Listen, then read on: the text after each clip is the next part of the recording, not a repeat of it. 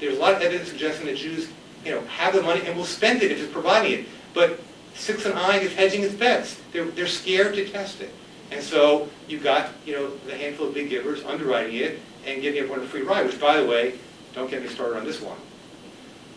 Birthright is like, whoa. I know all the reasons why we should celebrate it, but it is a time bomb that will explode in our face. Because we're taking privileged, middle-class Jews and telling them the message you're getting. Forget about the Israel message. Short term, yes, they get energized about Israel and Jewish identity, but the long-term message is that someone will pay you to do Jewish. It's free.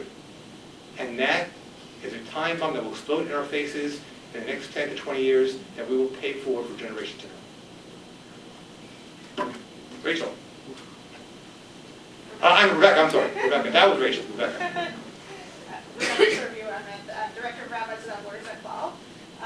Sid, thank you for laying out what you did. I think you did it beautifully. There is, however, one assumption I really would like to challenge, and that is your one on Hilah, where you say, at a time when technology has made meaningful social intercourse much harder to come by, the Jewish community must offer places where people can support each other and not see. As a Gen Xer who embraces technology, I would say that assumption needs to be tweaked. It's not that technology is... Tweaked or tweeted? Well, no, I wouldn't tweet it yet because I think it needs to be tweaked, and then I'm happy to tweet it. I forget, Rebecca, you promised.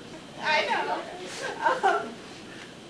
I have found and experienced myself social media, and I'm not going to talk technology as a whole, but the aspect of social media that I think the Jewish community is still really behind the ball on is it's in addition to in-person. It's not like you have your life online and your life in real life. No, that's in fact the genius of Facebook, is that your lives are mixed, and these two, it's all one and the same, and these communities support each other. And I think what we need to do is, I see, and I've done lots of seminars for rabbis on how to develop a synagogue Facebook page, because a lot of Jewish institutions and others are still using just Twitter and Facebook as our place to advertise.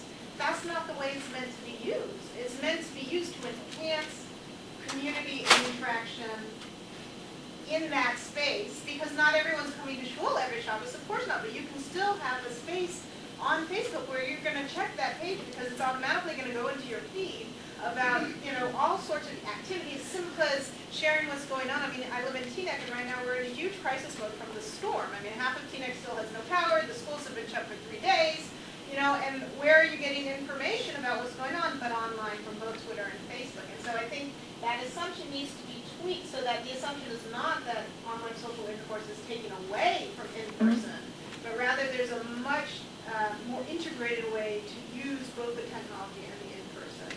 Yeah, Rebecca, you're right. I think that social media is a tool, okay? And I think it's possible, so social media can lead to a more isolated experience, okay? But if used wisely, it can lead to more interaction. Exactly. And it's a double-edged sword. I think that it has to be paired, okay? I know, and people of my generation all talk about this about our kids, okay?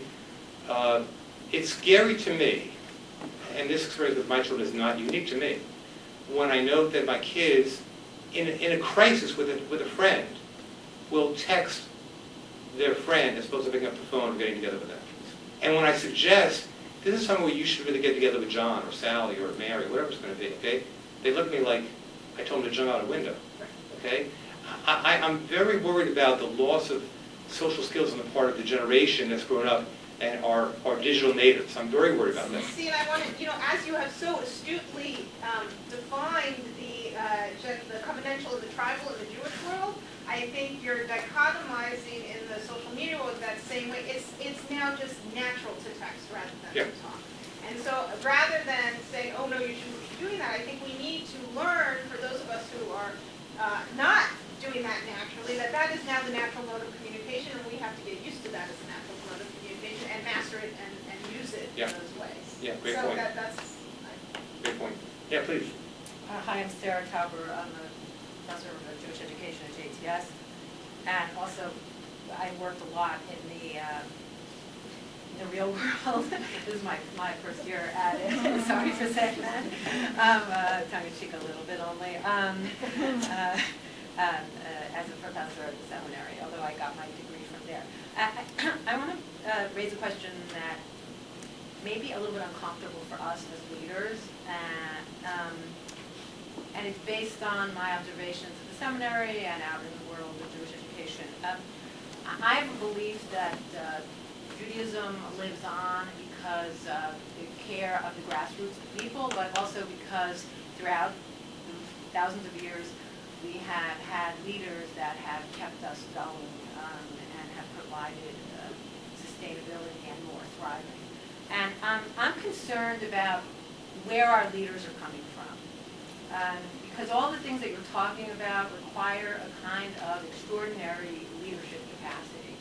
So I wanted to put out 4 questions that I also, at the seminary where I'm working with people who are becoming Jewish leaders, I see it as something that I need to pay more attention to.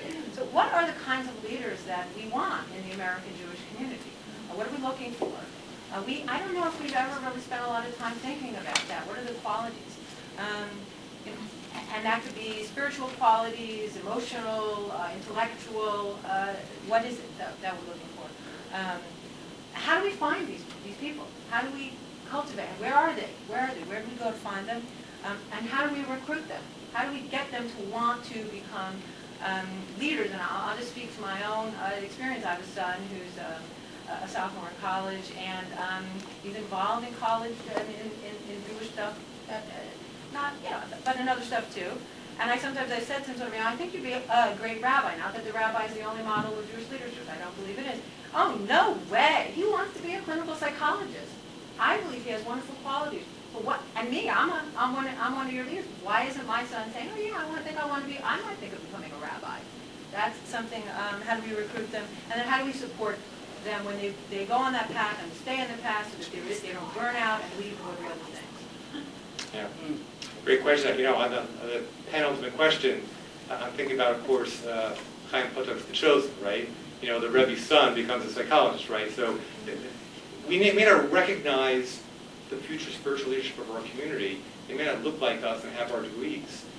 It would be nice if we kind of brought some of the skill sets and the excitement that's out there for our younger generation that want to make a difference and frame it in a way so that the rabbinate it looks different. Because I think this is as much about what is the future shape of the rabbinate as it is about what is the future shape of the American Jewish community. But I think those are great questions. And I think the whole thing about what's the talent pool, who are we tapping, who's decided to come to rabbinical school, are we getting the right mix or not? So I think it's both a supply issue and a training issue. So I think we need to do a better job of attracting people who never thought they wanted to be a rabbi. Okay, I think the notion of the reluctant prophet model from the Bible is actually a good one. Those who said to God, this is not for me, this is not kind of my job, I'm not cut out for this, turn out to be our best prophets and leaders, right? So supply side, and then training side. Once we get them, and hopefully it'll take us a generation to get a better pool of folks, then how do we train them? Because I think you can take some people who aren't even the top caliber in the pool and train them a little bit differently about some of these new assumptions, the changing marketplace and the changing market. Cheryl? Thanks. All right. So I actually want to ask a question that I think bridges the 2 questions that have been asked already in that.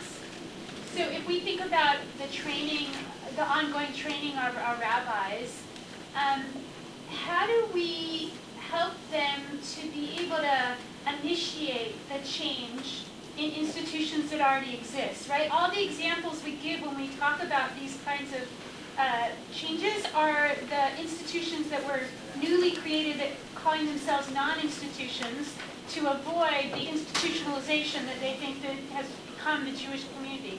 And when I hear from young rabbis in particular who come with that dream and that vision and then have to get a job because they have to support themselves and run up against the challenges of that, I think that, how to get from, it's sort of what Rachel's question was, but in a slightly different way, like, how do